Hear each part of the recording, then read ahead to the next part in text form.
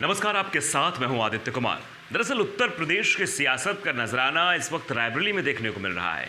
रायबरेली में जिस तरह से सियासी हलचल तेज हो रही है और बयानबाजियों का दौर तेज हो रहा है, उससे लगता है कि चुनाव से पहले ही यहाँ घमासान देखने को मिल रहा है। दरअसल ब्लॉक प्रमुख के चुनाव में जिस तरह की छीना झपटी का आपको दृश्य देखने को मिला था, उसके बाद अब ब्लॉक प्रमुख के जब नामांकन हुआ, नामांकन में विवाद हुआ, नामांकन के बाद जब शपथ ग्रहण समारोह था तो उसमें भी विवाद की एक स्थिति साफ होती नजर आई। दरअसल दिनेश प्रताप सिंह जो कि एमएलसी हैं और भारतीय जनता पार्टी के कैंडिडेट 2019 में हुए थे, जो सोनिया गांधी के खिलाफ चुनाव लड़ा था। दरअसल इन्होंने कांग्रेस से अपनी राजनीति शुरू की और कांग्रेस को ही पीछे धकेलकर भारतीय जनता पार्टी में सिक्का जमाने की कोशिश कर रहे हैं और तरह तरह की बयानबाजियां कर रहे हैं। दरअसल इन्होंने इशारों ही इशारों में ऊंचाहार के विधायक मनोज पांडे जो कि पूर्व मंत्री रह चुके हैं, उनके ऊपर निशाना साधा है। क्या कुछ कहा है, पहले वो वीडियो आप सुनिए। में आपके सम्मान के लिए बैठेंगे, इसमें कोई दो राय नहीं है।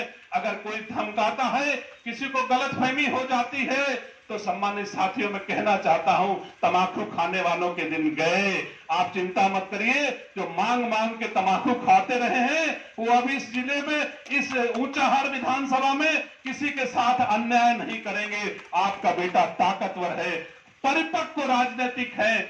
अशोक मौर्य जी ने, जिन्होंने अपना उदाहरण प्रस्तुत किया, मेरी ढेर सारी शुभकामनाएं देता हूं।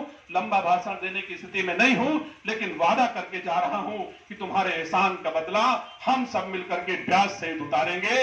दीन सागौरा की गांव गली को मजबूती के साथ सारे लोगों को सम्मान और न्याय देंगे। सुना आपने। फिलहाल ये राजनीति है, राजनीति में कौन किस पर क्या बोलता है, व्यक्तिगत टिप्पणी करता है। फिलहाल मैं मानता हूं कि यह गलत है, व्यक्तिगत टिप्पणी से बचना चाहिए राजनेताओं को, लेकिन ये फिलहाल जारी है। उसके बाद मनोज पांडे जो कि ऊंचाहार के विधायक हैं और पूर्व कैबिनेट मंत्री समाजवादी पार्टी सरकार में रह चुके हैं, उनका भी पलटवार सामने आता है और उन्होंने क्या कुछ कहा वो आप खुद सुनिए। हम आपको बताएंगे नहीं बल्कि सुनाएंगे। सुनिए आप। कि जो लोग ये चाहते हैं, कुछ लोग हैं जो मोदी फैक्ट्री में पहले मोटर चोरी किया करते थे, सुपरमार्केट के साइकिल स्टैंड से साइकिल चुराया करते थे। मैं नहीं कह रहा हूं, थानों में मुकदमे दर्ज हैं उनके नाम, मोटर चोरी करते हुए और साइकिल को चोरी करते हुए, जिनको दया करके हमने नगर रायबरेली के नगर पालिका अध्यक्ष रहते हुए पंप ऑपरेटर भी बनाया था। नीचे पैजामा, ऊपर टी शर्ट। वो कुछ लोग भूल रहे हैं कि रायबरेली के लोकतंत्र को हम कब्जा कर लेंगे। वो रायबरेली की 22 लाख और 23 लाख की जनता को चुनौती देने का काम कर रहे हैं। उनसे हम कहना चाहते हैं कि 2019 में जनता ने आपको अपनी औकात बताई है, ऊंचाहार की जनता 2022 में फिर आपकी औकात आपको बताने का। बयान आपने सुने तो इससे समझ सकते हैं कि रायबरेली की सियासत में इस वक्त हलचल है और भारतीय जनता पार्टी और समाजवादी पार्टी के नेताओं में इस वक्त रसाकसी चल रही है कि कौन बड़ा है।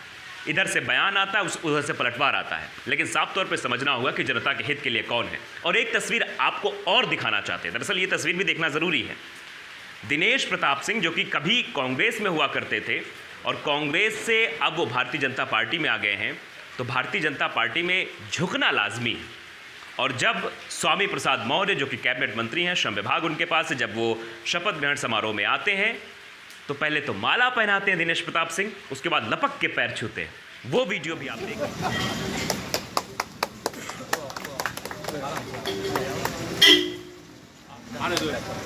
समझिए कि राजनीति क्या से क्या करवा सकती है, पैर छूने से लेकर या फिर और भी चीजें लेकर। इसे में अन्यथा आप ना ले, लेकिन ये देखिए, क्या दिनेश प्रताप सिंह बड़े हैं या स्वामी प्रसाद मौर्य बड़े हैं या कुछ भी हो, जो भी हो, लेकिन यही राजनीति है कि अगर आप मंत्री हैं, अगर आप विधायक हैं, आप ओहदे पर बैठे हैं, तो आपके पैर छूने के लिए कई लोग सामने आ जाएंगे और ये राजनीतिक तस्वीरें हमेशा देखी जाती हैं और दिखती भी रहती है। तो फिलहाल आज के इस वीडियो में इतना ही, लेकिन फिलहाल राजनीतिक दौर जो है और उलटफेर का दौर जो है और बयानबाजियों का दौर है वो अब जारी हो गया है और आने वाले समय तक उत्तर प्रदेश के जब विधानसभा चुनाव नज़दीक हैं, ये जारी रहेगा और ऐसे ही बयानबाजियाँ होती रहेंगी।